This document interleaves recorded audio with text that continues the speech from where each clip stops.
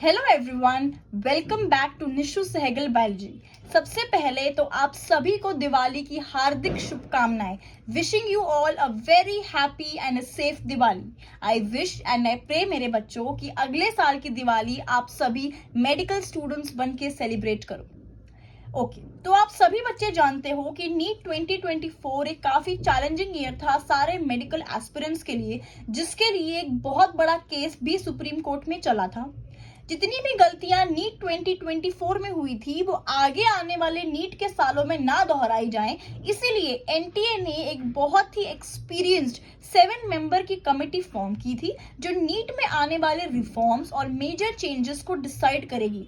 इस 7 member committee ने एक रिपोर्ट तैयार करी है और उसमें 7 पॉइंट्स ऑफ रिफॉर्म्स मेंशन करे हैं, जो रिपोर्ट उन्होंने एनटीए को सबमिट कर दी है। आज के वीडियो में हम इन 7 रिफॉर्म्स को एक एक करके डिस्कस करेंगे और फिर हम देखेंगे कि नीट 2025 में हम कौन से मेजर चेंजेस एक्सेप्ट कर सकते हैं। तो लेट्स स्टार्ट द वीडियो। जो फर्स्ट रिफॉर्म सजेस्ट किया गया है that is conducting the exam online following a hybrid model. अब इस हाइब्रिड मॉडल का क्या मतलब है बच्चों? जिस भी नीट के एग्जाम सेंटर में आप लोग होंगे, आपके सामने आपकी कंप्यूटर स्क्रीन पे ऑनलाइन आपको आपका नीट का पेपर दिखने वाला है, लेकिन आप जो आंसर्स लिखेंगे बच्चे वो आपको अपनी ओएमआर शीट पे ही मार्क करने हैं। मतलब कि पेपर आपको ऑनलाइन दिखेगा आपकी कंप्यूटर स्क्रीन पे आपके नीट के सेंटर में, लेकिन जो आपके आंसर्स रहने वाले हैं वो आप अपनी ओएमआर शीट पे ही मार्क करेंगे। सेकेंड रिफॉर्म जो सजेस्ट किया गया है that is conducting a multi stage exam for medical aspirants. बच्चों, जैसे कि हमारे पास जेई के 2 स्टेजेस रहते हैं, जेई मेन और जेई एडवांस, वैसे ही ये सजेस्ट किया गया है कि अब नीट एग्जाम के लिए भी मल्टीपल स्टेजेस कंडक्ट किए जाए। एग्जैक्टली कितने स्टेजेस रहने वाले हैं इसके ऊपर अभी क्लैरिटी नहीं आई है। थर्ड जो रिफॉर्म है that is suggested regarding CUET। बच्चे, आप सभी लोग जानते हो कि 12th के बाद जो बच्चे यूनिवर्सिटी में एडमिशन लेना चाहते हैं उनके लिए एक कॉमन एंट्रेंस एग्जाम होता है दैट इज CUET। CUET में क्या होता है बेटा? बहुत सारे सब्जेक्ट्स के पेपर एक बच्चे को अटेम्प्ट करने पड़ते हैं। तो एनटीए ने ये बोला है कि हम रैशनलाइज कर दे नंबर ऑफ सब्जेक्ट्स को। जो मेन सब्जेक्ट्स जैसे कि आपके फिजिक्स, केमिस्ट्री, बायोलॉजी जो ऑलरेडी बोर्ड में टेस्ट किए जा रहे हैं उनको दोबारा CUET में टेस्ट ना करके जो ज्यादा जनरल सब्जेक्ट्स हैं जैसे कि आपका जनरल एप्टीट्यूड हो गया, लॉजिकल रीजनिंग हो गया, उनका टेस्ट CUET में लिया जाए। तो rationalising the choice of subjects under CUET। जो आपका फोर्थ रिफॉर्म है दैट इज अ बिट बेटा attention seeking, limiting the number of attempts for NEET UG. But अभी तक क्या होता था कि हमारे पास नीट यूजी देने के लिए कितने भी लिमिट नहीं थे अटेम्प्ट्स के लिए, एक बच्चा कितनी भी बार नीट यूजी को अटेम्प्ट कर सकता है। लेकिन इससे क्या होता है ना कि एक बच्चा जो 5 बार 6 बार नीट का एग्जाम दे रहा है उसका क्लियर नहीं हो रहा है, लेकिन उसकी एज तो बढ़ रही है ना। तो क्या होता था बच्चे, धीरे धीरे बाकी करियर ऑप्शंस के दरवाजे भी उस बच्चे के लिए बंद होते जाते हैं। तो एनटीए ने ये रिफॉर्म सजेस्ट किया है कि हम नीट अटेम्प्ट्स पे कैपिंग कर देंगे, एक लिमिट लगा देंगे कि इससे ज्यादा अटेम्प्ट्स एक बच्चा नहीं दे सकता है, ताकि वो राइट टाइम पे बाकी अपने राइट करियर ऑप्शन को चूज कर पाए। जो हमारा फिफ्थ रिफॉर्म है that is staffing the NTA with more permanent personals to majorly handle these changes।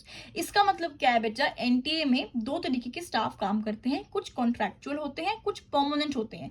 तो एनटीए ने जो 7 मेंबर कमेटी है उन्होंने ये सजेस्ट किया है कि जितने भी चेंजेस हैं, जितने भी एग्जाम्स हैं जो एनटीए द्वारा कंडक्ट कराए जा रहे हैं उनकी रिस्पॉन्सिबिलिटी परमानेंट स्टाफ को ज्यादा से ज्यादा दी जाए, ना कि कॉन्ट्रैक्चुअल स्टाफ को।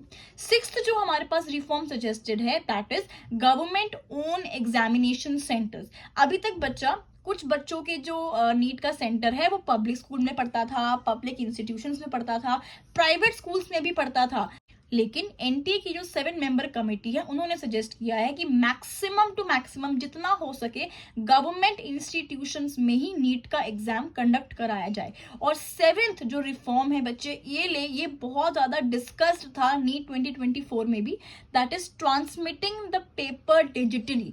नीट 2024 में भी ये न्यूज आई थी कि जिस प्रिंटिंग प्रेस में नीट का पेपर छपा था वहां से लीक हो गया, या फिर जिस बैंक के स्ट्रॉन्ग रूम में वो पेपर स्टोर किया गया गया था छपने के बाद, वहां से लीक हो गया। इस कमेटी ने ये सजेस्ट किया है कि जहां पे आपका नीट का पेपर बनता है वहां से directly through online mode digitally आपके एग्जामिनेशन सेंटर्स में भेज दिया जाए, ताकि बीच में कोई भी सिक्योरिटी इशू, कोई भी लीक, पेपर लीक का इशू ना फेस करना पड़े। ठीक है, तो बच्चे ये जो साथ के साथ रिफॉर्म्स हैं ये एनटीए की कमेटी ने अभी सजेस्ट किए हैं। पक्का नहीं है कि ये रिफॉर्म्स हमें देखने को मिलेंगे या फिर किस नीट के ईयर में हमें देखने को मिलेंगे। ठीक है, अभी इस पे सुप्रीम कोर्ट में बात होगी और बाद में डिसीजन आएगा कि इनमें से कौन से रिफॉर्म्स हमें 2025 में देखने को मिलेंगे।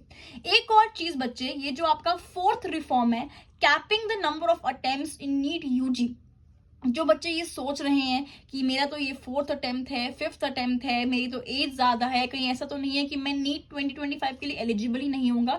बच्चे, जो बच्चों ने नीट 2025 का ड्रॉप ऑलरेडी ले लिया है उनको घबराने की जरूरत नहीं है, क्योंकि कोई भी अगर ऐसा चेंज आता है जो आपके अटेम्प्ट से रिलेटेड होगा या फिर आपकी एज लिमिट से रिलेटेड होगा, वो बेटा 2025 में तो आपको देखने को नहीं मिलेगा, क्योंकि बच्चों ने ऑलरेडी एक ड्रॉप ले लिया है, एक पूरा साल उन्होंने दे दिया है अपनी नीट 2025 की प्रिपरेशन के लिए। तो ये जो बच्चे आपका रिफॉर्म है ये आपको इस साल तो डेफिनेटली देखने को नहीं मिलेगा।